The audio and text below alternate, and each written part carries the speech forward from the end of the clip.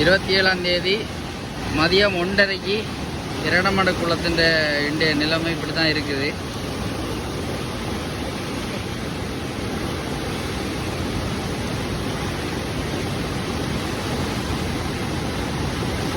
எட்டு வான்கதவுகள் இருக்குது. 8 வான்கதவுமே திறக்கப்பட்டிருக்கு.